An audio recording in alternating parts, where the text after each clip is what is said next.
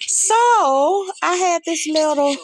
So I see this recipe, and I always say I'm not a big chocolate lover, but I like chocolate. I like chocolate. I usually like chocolate with vanilla. So I see this recipe. In the middle of it, after I had gotten all of it, then they went to this page, ain't responding, and that's usually what I get too. I get a lot of that after the fact and everything, and so I see this recipe. I make a lot of. I used to make chocolate because my grandmother's favorite cake was the chocolate cake, even though she made awesome caramel frosted homemade caramel. And so I see Dubai Chocolate Bar. And it looks so good. It looks so good. It's like, wow. And it's chocolate on the outside. It's got this little green thing. What attracted me to the green was 4-H. The four-leaf clover. I pledge my head to clearer thinking, my heart to greater loyalty, my hands to larger services, and my health for better living for my club, my community, my country, and my world. And I used to raise the flag on that. Like they tell me you want to do something. I gotta raise the flag in the morning. I was saying the pledge. Anyway, but I don't want to do any of that. No, I don't want to do any of that. Plus I'm cramping. I know I'm at 7 and 8. I learned really young just not to tell them because they don't believe it anyway. And then they get into, something else. And then you end up getting sick so you can go to the doctor. You know how it goes. I mean, it's terrible. And they sometimes orchestrate in their own head. Now, they don't want to hear it when you say you really have been abused. They don't want to hear it then. They want to hear it when they want to hear it. And then all of a sudden you suspended and, all of that stuff. Now they got, see what I'm saying? Anyway, but this Dubai chocolate bar. So it's got the green white chocolate, and it's white chocolate and it's green, and they drizzle a little, they let it harden, and then they pour in a layer of chocolate, and then they use this what's the name, what was the name of the stuff, what am I know, so then they use, that's the wrong tablet, then they use the karate, I can't believe I can't remembering out of my own head the so I looked up that I was gonna go to the grocery store last night and buy it. It was like 12 o'clock, and my stalkers and everything,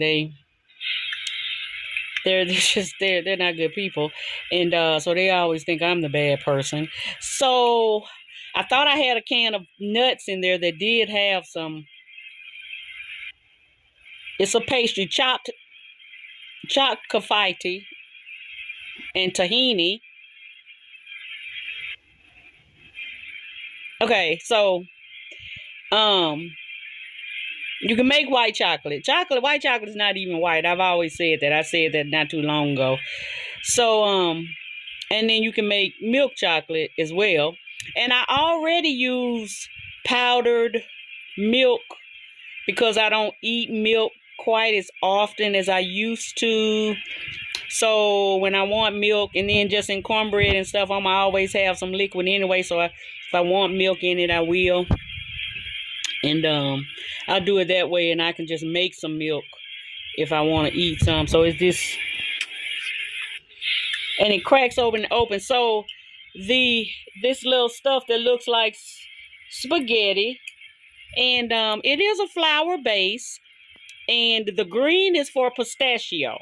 So on mine, I tried to make some here with just what I had.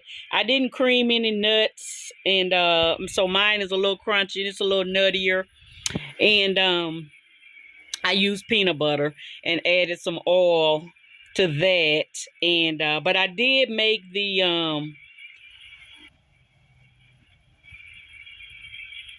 I did make the what's some things called? I did make the confetti, CAFAIT. I did make that. You can buy it, but I did make it.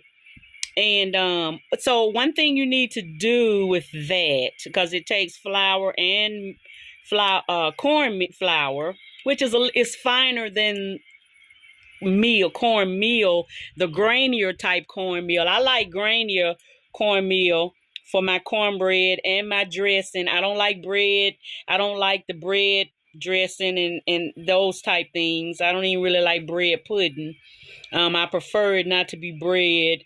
If I'm eat, I prefer it to be um, a crust type deal. I don't really like dumplings. It's a softer texture to it and those things. That part is a little coarser with because what you're gonna do, that pastry, you're going to according to the instructions, you're going to toast them, lightly toast them and everything. And then you're going to mix them with the ground up pistachios. I really like pistachio almond ice cream. I used to love when I worked at Baskin Robbins. That was one of my favorite. So I can tell the green on the outside. So I had some food coloring already. And instead of using green, since I didn't use pistachios, I used peanut butter. I made it blue. I made the other side, the white chocolate, blue. And then I just made the rest of it just the regular chocolate, which is a little coarser too. And I figured, well, since I'm changing it anyway, I may as well change. It's still chocolate. It's just not as creamy, but it's in the freezer, right? It's in the refrigerator right now, hardening and everything. And so it's still going to be good. It's still going to be good. And I had powdered sugar and all that kind of stuff. It's still going to be good. And so I just mixed up some coconut oil and butter and for the milk chocolate. And then I added some olive oil. I know I done mixed up the oils. It's okay. I use olive oil just because I be trying to get my olive oil in for the day anyway. So I just went ahead and used it because I'm gonna be the one eating it. And probably my mama, she's gonna try it, I'm sure. And then she's gonna talk, oh, my stomach hurt. I ate too much sweet. She always got that complaint. And so anyway, I needed my grandmama really for that type of thing. Me and her. So mix the olive oil in with the peanut butter just to make it a little more conducive to what I was trying to mix it up. And so it's not sesame seeds. It's not sesame seed cream. It's not sesame cream. It's not sesame seed butter. It's peanut butter. And it's not pistachio butter. It's still peanut butter. So it's both of them nuts buttered in. So, but my thing is what I want to talk about right quick with the confetti. And I know how you pronounce the confetti. And so I would suggest if you're at home, if you're not going to use a piper, really icing piper, because you really need the tip to be really. I get that part. I got that part, and I did. Except I used a different type of size bag. So when I went to squeezing it, I was doing well. Except it started poofing out the other side because when you squeeze, you got to apply some pressure to it. So it bust out the other side. So I had, it dropped a few lumps. And then there you got pancakes almost, or fried cornbread actually, because it's got meal in it. Pancakes don't really have meal. And but I did grind up my meal, so it's yellow. And then you got that Martha White. She has a white flour and a white meal, and it is more floury. That's why I don't really buy hers, but it's okay. I like it. Okay, except it makes my cornbread a little more finer, and I really like it rougher in that sense. And so I can understand. So I would suggest using a big bag if you're gonna just cut a real teeny little hole in, like they do suggest. And then you don't really have to do it circles. It was just nice for the video to look like that, because it's really not gonna stay like that. You really just raking it up anyway. So I would suggest just trying to, you can even just make little lines in your griddle. But another thing, let the pressure go before you lift. If you're not gonna just stay in one continuous motion until you get the whole griddle or whatever uh, release the pressure, because if not, when you lift and then you put it back down, you're going to have a big glob up there at the top, kind of like if you know about fingernail polish or something like that. When you got that little guy, you really want to drag it down, but that's not when you want to drag it in the lab too. On your petri dishes, you want to drag you want to drag what you already have, and that's not the issue. We had that argument at the job one time. I was like, no, what you supposed to do, uh once you put your first layer, because it's four to the square, you got to drag and then you got to rotate and you drag what you already have until you get to the fourth quadrant, because on the fourth quadrant is where you're going to get your individual colonies and cells that you can lift up with your pick and then put it over there so you can look at it under the microscope, because you don't want it to be a big blob.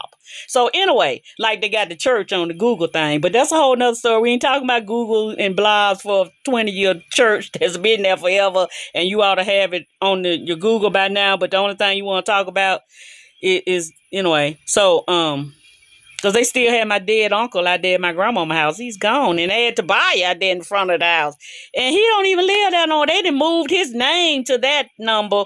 Anyway, he did live there. Anyway, no man. So that's one of the things I would suggest if you're trying to do it yourself. But it does rate, and then you need your griddle. You really need you need a non-stick.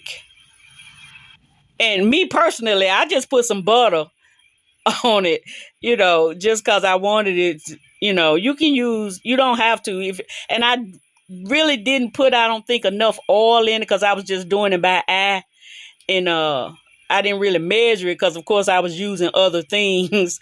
And but so I just put a little oil on my surface, so it would I could hear it, when it sizzles, and then it still rakes up with the little fork, the little sign. It still does it the same way. You ain't got to like put it in no pasta thing and churn and do it, and then it come out like spaghetti. You don't really have to do that. You can just do it like that, which, and then I did still put it in the, just transfer it over, keep it moist or whatever. But you really had to, um, till you get ready to use them, you want to toast them anyway. So, but I think no matter what, it's gonna turn out good. Everything in there I like. That's all I'm saying. Everything. It ain't in no pretty mold. It's in a bowl. It's in one of my bowls I had in there, and so but it's still layered. Still. And I'ma still eat it. I'm just saying. I'm gonna cut it in slices. I've made homemade fudge and stuff before, and so anyway, that's my story on the what's the stuff? What is it called again? So they pour in the mold, then they put the coffee stuff in there, then they put another layer of the chocolate on it, and then they put the molds in there. And then they turn it over, and voila, beautiful. Yes, if you really want to. Yeah, wow, look, and now, so it's still a little, yeah. And so you put your paste in it. That's pistachio butter. And I've actually made, and then the butter, it looks delicious, doesn't it look great? Don't that look great? Yeah, see, they toasted them right there. Once you get ready to use them. I didn't toast mine. Mine's still a little. I didn't put them back in there and toast them. I just mixed it up in the peanut butter. And so they was already a little crunchy because my timing was off. I kept getting my hands mixed up, so I kept having to wash my hands while it was cooking. So it was really crunching a little bit on its own anyway, and browning lightly. So by the time I picked it up, it was already breaking apart, which was the design anyway, because really you just kind of, it's stringy when you're putting it in there. And then I don't really, if you're going to break it up anyway, I don't see why it really matter, except, I'm not in class. And so, I would want to be perfect more in those situations. And I can understand. I can certainly understand some of the technique and some of the precision that you really need when you want to pour it and you want to make it a smooth chocolate to your mouth. I can understand. But all of it's gonna be